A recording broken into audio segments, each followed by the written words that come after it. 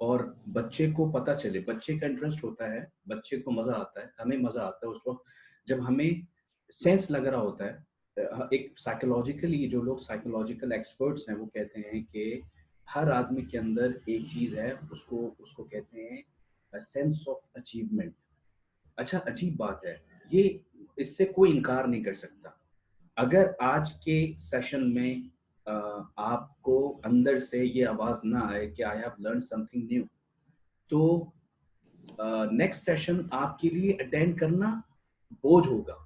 अच्छा, जब जब आपको ये महसूस हो रहा हो कि यार नहीं, I am getting something new and something more and more and more, तो ये जो सेंस ऑफ अचीवमेंट है ना, कि यू आर गेटिंग समथिंग। जी। अच्छा, someone is delivering to you and you are getting, एक बच्चे को आपने बॉल थ्रो किया and he has catch your ball, your throat ball। तो जब बच्चा उस बॉल को जो उसकी तरफ फेंकी जाती है उसको कैच करता है, this is what I mean that a sense of achievement। आप उस बच्चे के चेहरे पे बशाशत देखें।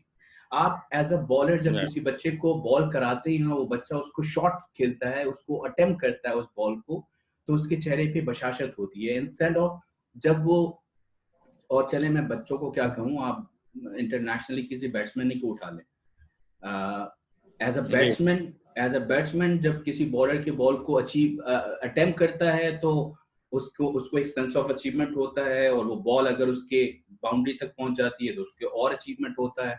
और एज अ बॉलर जब वो कोई बॉल करता है और वो अपनी मर्जी की बॉल वहां तक पहुंचाने में कामयाब हो जाता है, जो कि एज अ बॉलर उसको पहुंचानी होती है, तो उसको वो अचीव होता है। ये कभी भी हम जिंदगी के किसी भी मौके पर हम इससे खाली नहीं हो सकते कि हम सेंस ऑफ अचीवमेंट का इनकार कर दें कि ये कोई चीज नहीं है, ये बहुत बड़ी चीज है। और जब आप इस सेंस ऑफ अचीवमेंट को एजुकेशन का पार्ट बना दें, बच्चे को रोजाना के एतबार से स्कूल में आने पर ये महसूस हो कि today I have learn something, I have spend my time and I get what I was I am here for, जो मैं जिसके लिए यहाँ पे आया था मुझे वो यहाँ से मिला। वो उस बच्चे को, एक तो बच्चा ड्रॉप आउट नहीं होगा, दूसरी बात ये कि वो बच्चा कल को अम्मा से जिद करके आएगा कि मुझे स्कूल जाना है और मुझे इसी स्कूल जाना है, मुझे और किसी और स्कूल नहीं जाना। जो बच्चे स्कूल जाने का और किसी क्लासरूम से बागी हो रहे हैं, किसी क्लासरूम में जाने में बगावत कर रहे हैं, तो उसके पीछे कहीं ना कहीं ये बात मौजूद है कि उनके अंदर सेंस ऑफ अचीवमेंट नहीं है। और मुझे आप माफ़ फरमाएं, मुझे मौलाना आदिल साहब भी माफ़ फरमाएं और यहाँ सारे लोग माफ़ फरमाएं अगर मैं इस चीज़ में, हो सकता है मैं गलत हूँ, लेकिन मेरा तजुर्बा यही है कि अगर हम एक डाटा मुरतब करें तो वो कौन सी क्लासरूम है जहाँ बच्चे जाने से भागते हैं, तो वो क्लासरूम जो है अक्सर आपको या तो नाजरा क्लास मिलेगी, या कुरान क्लासेस मिलेगी, या कोई दीनी मौजू पर कोई ऐसी क्लास होगी जहाँ से बच्चा भागना चाहता है, वो वहाँ बैठना नहीं चाहता। और उसकी वजह क्या है? उसकी वजह ये है कि उस कंटेंट को उसकी नफ्सियात के मुताबिक अलाइन नहीं किया जाता और उसको मीनिंगफुल नहीं बनाया जाता, जिसकी वजह से वो बच्चा समझता है कि ये चीज़ जो मुझे दी जा रही है ये मेरे लिए नहीं है। जबकि उसके मुकाबले में एक ऐसा कंटेंट जो कि उससे कम अहमियत का हामिल था, लेकिन उसको पेश करने में इतनी ज़्यादा एफर्ट की जाती है, इतनी कुर्बानियाँ की जाती हैं, जिसकी वजह से लोग उसको लेते हैं। मैं आपको एक अभी की मिसाल दूँ कि आजकल जो एक बहुत ज़ोर शोर से एक चीज़ चल रही है एर्थुरुल के नाम से, ड्रामे के नाम से, एर्थुरुल ड्रामा। कौन नहीं देख रहा उसको? और उसकी वजह अगर मैं आपसे पूछूं तो उसकी कोई और वजह नहीं है सिवाय इसके कि उसको जो जिस अंदाज से उन्होंने पेश किया है, उनका पेश करने का उस्लूब ऐसा है कि हर आदमी अपने टाइम को उसको लेने के लिए तैयार है। एम आई राइट और नॉट? That's true. जी सही है है ना? आपकी जो बात है, आई एग्री। उसमें ये है कि ये चीज़ पहले भी होता था, मुझे ये ख्याल आता था कि ये जो बच्चों को, बहरहाल आप बड़ी अच्छी लाइंस के ऊपर चल रहे हैं कि बच्चों का कसूर नहीं है, बच्चों के प्रॉब्लम नहीं है, वो उनमें इंटरेस्ट डेवलप करने की पढ़ाने वालों का मसाइल है। तो ये आपने बड़ा अच्छे हमें वो दिए पॉइंट्स उजागर किए। राइट।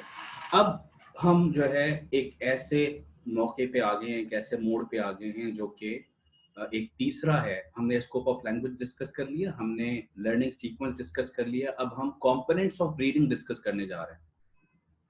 कंपोनेंट्स ऑफ रीडिंग जो है, हम एक बच्चे को कारी बनाने जा रहे हैं, वो बच्चा जो है वो पढ़ने वाला बन रहा है। लेकिन सवाल ये पैदा होता है कि वो टेक्स्ट को डिकोड करेगा, यानी पहले रिकग्नाइज करेगा, फिर वो उसको पढ़ेगा, उसका जो सही वर्ड है वो उसको पढ़ेगा और फिर वो उसको समझेगा, वो उसके माने बयान करेगा, उसमें क्या मतलब छुपा हुआ है उसको समझेगा।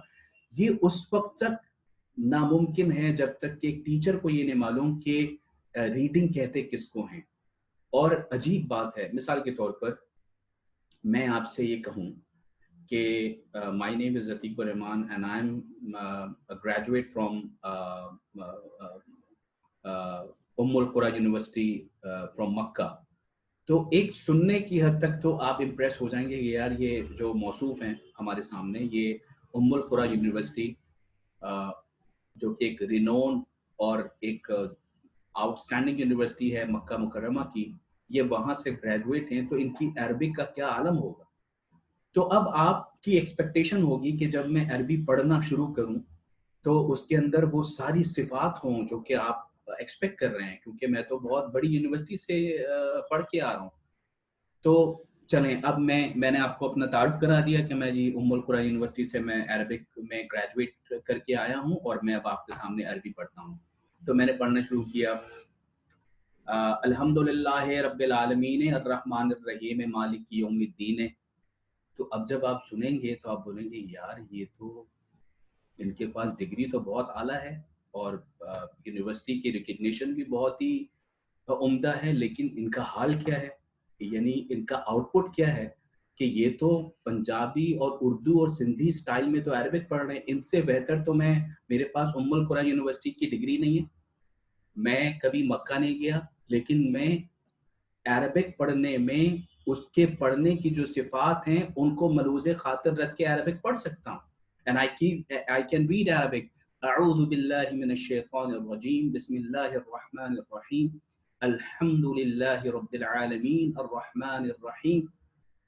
अब मुझे बताएं, सुनने वाले को क्या चाहिए, पढ़ने वाले को देखने के लिए क्या चाहिए? ये जो सही पढ़ रहा है ये ऑब्जेक्टिव है या वो डिग्री ऑब्जेक्टिव है? सही पढ़ना ऑब्जेक्टिव है। सही पढ़ना ऑब्जेक्टिव है। अच्छा, यही हाल होता है कि बच्चे इंग्लिश पढ़ रहे होते हैं और उनका इंग्लिश पढ़ने का अंदाज इंतहाई वाहियात होता है। वो और चूंकि क्यों वाहियात होता है, उसकी वजह यह है कि किताब, क्लासरूम के अंदर, स्कूल के अंदर कोर्स खत्म कराना ये ऑब्जेक्टिव है। टीचर के पास जो हदफ है वो ये है कि फलाना पीरियड में, फलाना इस दौरानिये में, ये जो 2 महीने 3 महीने का जो भी क्वार्टर है, इस क्वार्टर के अंदर ये कोर्स खत्म होना चाहिए। तो जब हदफ ये था तो वो करिकुलम हरिकुलम बन गया और नतीजा क्या निकला? नतीजा ये निकला कि उस बच्चे का निसाब खत्म हो गया, आता जाता कुछ नहीं उसको। अब वो इंग्लिश कैसे पढ़ रहा है? This is a cat. ना शॉर्ट वॉवल का पता, ना लॉन्ग वॉवल का पता, ना फोनोलॉजिकल अवेयरनेस का पता, ना इंग्लिश की कोई सिफात। पूरी क्लास मतलब नॉइस कर रही है कि वो एक तो हिल हिल के वो इंग्लिश पढ़ रहे हैं और वो इंग्लिश ऐसे पढ़ रहे हैं कि अंग्रेज सुने तो उनका जनाजा निकल जाए।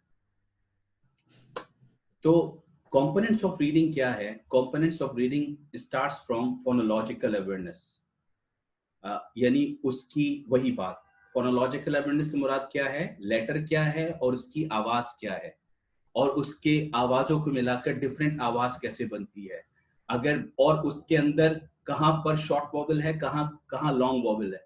जैसे अरबिक के अंदर आराब लगाए जाते हैं, अगर आराब ना हो तो लॉन्ग वॉवल और शॉर्ट वॉवल का पता कैसे चलेगा? नहीं पता चलेगा। किस हरूफ के, किस हरफ के ऊपर जो है वो जबर है और किस हरूफ के ऊपर मद है।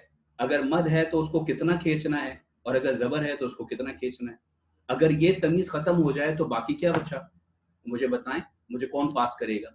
मैं मुझे कौन पास करेगा? मुझे तो कोई पास नहीं करेगा। मुझे कौन कहेगा कि तुम्हें पढ़ना आता है? मुझे तो कोई नहीं कहेगा पढ़ना आता है। बिल्कुल इसी तरीके से उर्दू के अंदर भी है, बिल्कुल इसी तरीके से अंग्रेजी के अंदर भी है। और अगर मैं आपसे कहूँ अंग्रेजी के अंदर परेमियर कामरस कॉलेज, तो क्या आपको लग रहा है कि कोई मैं आपसे दावा कर रहा हूँ कि जी I have a degree from Oxford university and, और जब मैं उसको इंग्लिश पढ़ रहा हूँ आपके सामने तो मैं बोल रहा हूँ परेमियर कामरस कॉलेज, तो कॉलेज, और जो है ना तो आपने क्या मुझे आप आपका दिल से आएगा कि यार ये तो अल्लाह करे कि ये हमारे सामने से चले जाएं कि इनका तो बहुत बुरा हाल है, सिवाय डिग्री के इनके पास कुछ भी नहीं है, अहलियत कुछ भी नहीं है। तो कंपोनेंट्स ऑफ रीडिंग में फोनोलॉजिकल अवेयरनेस, और उसके बाद वोकैबुलरी ज़ख़ीरे अल्फाज बच्चे का, और बच्चे के पास कितना बिल्ड हो रहा है। और तीसरी चीज़ ये है कॉम्प्रीहेंशन, कॉम्प्रीहेंशन उसकी तफ़हीम कैसी हो रही है। और चौथी चीज़ है वो है रीडिंग फ्लुएंसी, कि उसकी पढ़ने में रवानी कैसी है। और पांचवी चीज़ है वो है उसके अंदर उसका एटीट्यूड और मोटिवेशन, कि जो वो कॉम्प्रीहेंड करता है उसके बाद वो एक्ट कैसे करता है।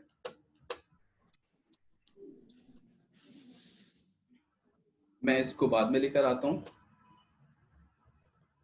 मैं आपके पास पहली स्लाइड है मेरी, फोनोलॉजिकल अवेयरनेस। फोनोलॉजिकल अवेयरनेस क्या चीज़ है?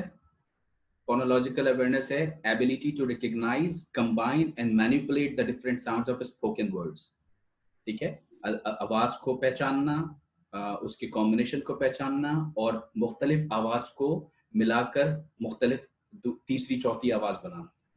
तो पहली सिफत क्या है फोनोलॉजिकल अवेयरनेस में कि सिलेबिक अवेयरनेस क्या है, किसी भी लफ्ज के अंदर कितने सिलेबल्स हैं, ये 1 सिलेबल वर्ड है, ये 2 सिलेबल है, 3 सिलेबल है, 4 सिलेबल है, 5 सिलेबल्स वर्ड्स हैं। तो वो सिलेबल उसको जो है ना सिलेबिक अवेयरनेस उसको आए। दूसरी चीज है ऑनसेट एंड राइम, उस बच्चे को यानी राइमिंग पता चले कि कौन सा वर्ड किसके साथ राइम करता है। और जाहिर है कि जब आप राइमिंग की बात करेंगे तो वो यही चीज आगे उसको जाकर वो यानी उर्दू के अंदर भी है। मिसाल के तौर पर उर्दू के राइमिंग वर्ड्स में से है जैसे मन का राइमिंग वर्ड बनेगा तन, और मिन का राइमिंग वर्ड बनेगा जिन। और ऐसे इंग्लिश कर रहा है तो इंग्लिश में बहुत सारे ऐसे राइमिंग वर्ड्स निकल जाएंगे। तो कोई अगर वर्ड बच्चा सीख रहा है तो वर्ड के साथ उसका राइमिंग वर्ड भी सीखे। और फोनोलॉजिकल अवेयरनेस का मतलब यहाँ पे जो फनीमिक अवेयरनेस है वो ये है कि वो जितने अल्फाज हैं, जितने लेटर्स हैं, उसकी कितनी पॉसिबल साउंड्स हैं जो कि बच्चे को आनी चाहिए। वोकैबुलरी के अंदर क्या क्या है? The limits of my language are the limits of my mind, all I know is what I have words for. जाहिर है कि जब कोई गुफ्तगू करता है, मैं गुफ्तगू कर रहा हूँ, मैं दावा करूँ जी मुझे पंजाबी आती है, तो मैं क्या कह सकता हूँ पंजाबी में? ये कह सकता हूँ कि पाजी तुझे ਤੁਹਾਡਾ ਨਾਂ ਕੀ है, और जी तुसी किथे तुसी किथे तुर पे हो, मतलब मुझे बस मेरी पंजाबी खत्म हो गई। अब जाहिर है मुझे नहीं पता कि और क्या है पंजाबी में और क्या नहीं है पंजाबी में। अगर खुदा न खास्ता इतनी महदूद ज़ख़ीरे अल्फाज के साथ मैं कहीं पर ये कह दूं कि मुझे फलाना ज़बान आती है, तो मेरे ज़ख़ीरे अल्फाज मेरी गुफ्तगू से पता चल जाएगा कि मौसूफ को कितनी ज़बान आती है। तो वोकैबुलरी के अंदर लिसनिंग वोकैबुलरी ये है कि बहुत सारी चीज़ें हैं जो कि उर्दू के अंदर, जैसे हम अल्फाज तो कहते हैं क्यों, लेकिन उसके साथ एक एक्सप्रेशन भी डाल देते हैं क्यों। तो इस क्यों के अंदर यानी और इस एक्सप्रेशन के अंदर और वोकैबुलरी छुपी हुई है। ऐसी बहुत सारी लिसनिंग वोकैबुलरीज हैं जो कि जबान कहानियां सुनने से, एक्सप्रेशंस जो है ना डालने से वो समझ में आती है। जो लिंग्विस्टिक एक्सपर्ट्स हैं वो ये कहते हैं कि एक बच्चा जब 2.5 साल का होता है तो उसको अपनी मादरी जबान की तकरीबन कोई 4000 से ज्यादा वोकैबुलरीज उसके पास आ जाती है जो उसकी मदर लैंग्वेज होती है। और दुनिया भर में जो मदर लैंग्वेज होती है उसको कहते हैं L1। हमेशा जब इस्तेलाह इस्तेमाल की जाती है लैंग्वेज की तो उसको कहा जाता है, जिस लैंग्वेज को L1 कहा जाता है कि आप L1 सीख रहे हैं या L2 सीख रहे हैं, तो इसका मतलब ये है कि L1 का मतलब ये है कि वो आपसे पूछ रहा है कि आप मादरी जबान सीख रहे हैं या वो आपसे पूछ रहा है कि आप कोई और जबान सीख रहे हैं। इसके लिए एक दूसरी टर्म इस्तेमाल की जाती है EFL की, और एक टर्म इस्तेमाल की जाती है ESL की, यानी English as a first language और English as a second language. तो फर्स्ट लैंग्वेज का मतलब ये है कि इंग्लिश आपकी मादरी जबान है, और सेकंड लैंग्वेज का मतलब ये है कि इंग्लिश आपकी मादरी जबान नहीं है, आपकी मादरी जबान कोई और है, उर्दू है, पंजाबी है, सिंधी है, कोई और जबान है, और इंग्लिश आप जो है एज अ सेकंड लैंग्वेज सीख रहे हैं। तो जब आपको ये मालूम होगा, हमें ये मालूम होगा, हमारे यहाँ पूरे पाकिस्तान में जो बच्चे अंग्रेजी सीखते हैं वो उनकी English as a second language होती है।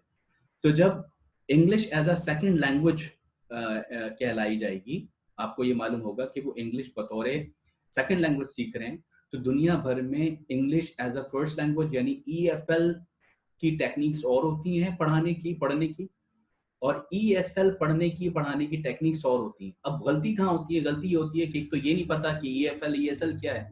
तो जब ये नहीं पता, मैंने शुरू में कहा था ना कि लैक ऑफ अवेयरनेस के साथ मतलूबा नताइज कभी भी नहीं बरामद होते। इसलिए जब ये नहीं मालूम होता कि हम English as a first language पढ़ा रहे हैं या English as a second language पढ़ा रहे हैं, तो फिर नतीजा ये होता है कि एज अ सेकंड लैंग्वेज पढ़ाने का जो तरीका तदरीस था, उसको अडॉप्ट करने के बजाय एज अ फर्स्ट लैंग्वेज पे चले जाते हैं, जो कि गलत तरीका है।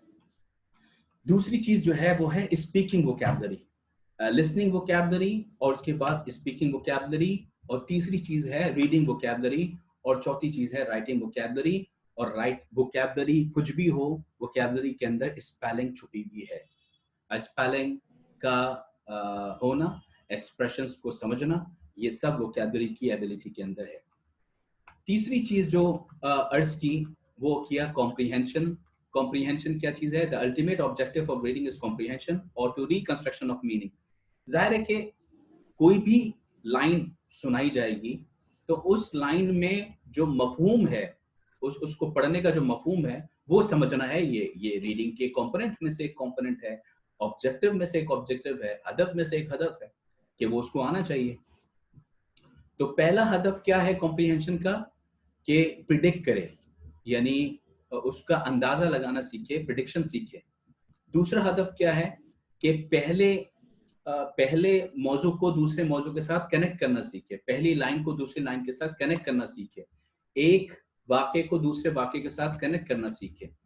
और तीसरी जो एबिलिटी है कॉम्प्रीहेंशन की, वो ये है कि एक वाक्य और दूसरे वाक्य के दरमियान में मवाजना करना सीखे, सही और गलत के मुकाबले में, जायज नाजायज के दरमियान में, और डूज एंड डोंट्स के दरमियान में, राइट एंड रॉन्ग के दरमियान में कॉम्प्रीहेंड करना सीखे। और ये उस वक्त होगा, ये कॉम्प्रीहेंशन एबिलिटी है किसी भी चीज को समझने की। चौथी चीज ये है इन्फरिंग का मतलब ये होता है कि यानी एक वाक्य में कितने किस्म के यानी पॉसिबिलिटीज हो सकती थी, उसको इन्फर करें।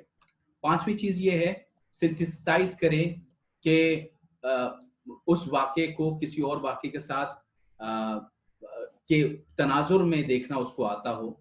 और इसकी बहुत सारी एग्जांपल्स हैं। जब ESL टेक्निक्स में इंशाल्लाह उसकी कुछ किताबें भी हैं, बहुत नायाब, बहुत बेहतरीन किताबें हैं, जिसमें ये सारी चीज़ें आपको एक जगह पे मिल जाएंगी इंशाल्लाह। वो किताबें मैं आपसे जब उसका मौका आएगा तो वो सारी PDFs में आपसे शेयर करूंगा इंशाल्लाह। छठी एबिलिटी कॉम्प्रीहेंशन की है कि वो उसकी सेल्फ क्वेश्चनिंग सीखे, यानी किसी वाक्य को पढ़कर उसमें से तज्जियाती सवाल बनाना, और उसमें से सवाल में से सवाल निकालना, जवाब में से सवाल निकालना। ये सारी चीजें सेल्फ क्वेश्चनिंग करें। कोई वाक्य हुआ, फलाना वाक्य में फलाना चीज में ये जो लाइन लिखी हुई है, पैराग्राफ लिखा हुआ है, इसमें जो इवेंट का तस्करा है, उस तस्करे में ये क्वेश्चन हो सकता है, ये सवाल हो सकता है, ये कॉम्प्रीहेंशन है। स्किमिंग और स्कैनिंग ये मिलती जुलती चीज है। इसका मतलब ये है कि आप किसी चीज को एक नजर में देखें, और आप उसके और इसकी डिफरेंट टेक्निक्स भी हैं। जब आप उसको किसी एक नजर में देखें और उस नजर में आपको पैराग्राफ समझ में आ जाए कि इसमें क्या कहा जा रहा है, और आप उसको तेजी से स्कैन करें, ऊपर से लेके नीचे तक बस नजर दौड़ाएं और वो आपको समझ में आ जाए। जैसे हमारे यहाँ कहा जाता है कि ये जरा देखना, एक सफा इस पे जरा नजर दौड़ा लो। नजर दौड़ाने का मतलब ये है कि यू शुड स्किम दैट और स्कैन दैट। तो उसको ऊपर जरा सा आप देख लें और देख के आप समझ जाएं कि इसमें क्या कहा जा रहा है। और समराइजिंग में एक कॉम्प्रिहेंशन ये है कि आप उसको कॉम्प्रिहेंशन की एक टेक्निक ये है कि आप उसको समराइज करें। समराइज का मतलब ये है कि आप उसका खुलासा बयान करें। आपने 10 सफ़े पढ़े, आप उससे कोई आपसे ये कहता है कि 10 सफ़ों का खुलासा बयान करो कि हो क्या रहा है, हुआ क्या है, तो आप खुलासा बयान करें। और एक सिफत कॉम्प्रिहेंशन की ये है कि आप उसको रीड यानी अपनी जबान में जो भी आपने चीज पढ़ी है, अब उसको आप अपनी जबान में यानी बताएं, बयान करें। रीडिंग फ्लुएंसी क्या चीज है? रीडिंग फ्लुएंसी है, fluency is the ability to read aloud with expression to demonstrate an understanding of the author's message. देखिए, ये बहुत इंपॉर्टेंट चीज है। उम्मन क्या होता है? उम्मन ये होता है कि एक कहानी लिखी होती है और उस कहानी को खबरों के स्टाइल में पढ़ा जाता है। जैसे अगर कहीं पर लिखा हुआ है कि एक गांव में एक शेर था और उसने गांव वालों पे हमला कर दिया, और पढ़ने वाला उसको ऐसे पढ़े, एक गांव में एक शेर था, उसने गांव वाले पर रात के अंधेरे में हमला कर दिया। ये तो खबरनामा हो गया। और इसमें जो एक्सप्रेशन था वो कहाँ गया?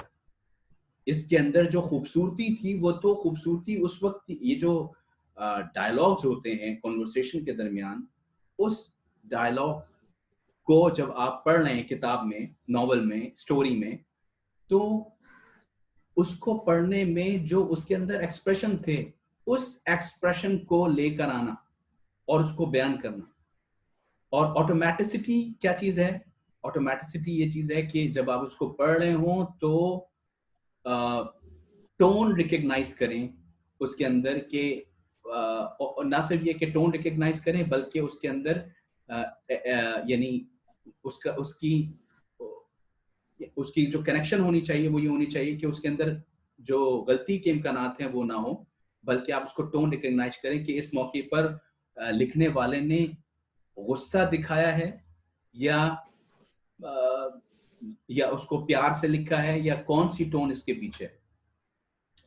और तीसरी चीज ये है कि एप्रोप्रिएट रिदम होना चाहिए, और इनोटेशन ऑफ स्पीच होना चाहिए। यानी ऐसा ना हो कि बहुत तेज आप किसी चीज को कह रहे हो, और बिल्कुल ऐसा ना हो कि आप उसको जो है बहुत स्लो कर दें किसी चीज को। और इसका लुत्फ आता है जब कोई पढ़ने वाला फ्लुएंसी के खवास को समझता है और वो उसको पढ़ता है, तो डेफिनेटली उसका लुत्फ और होता है।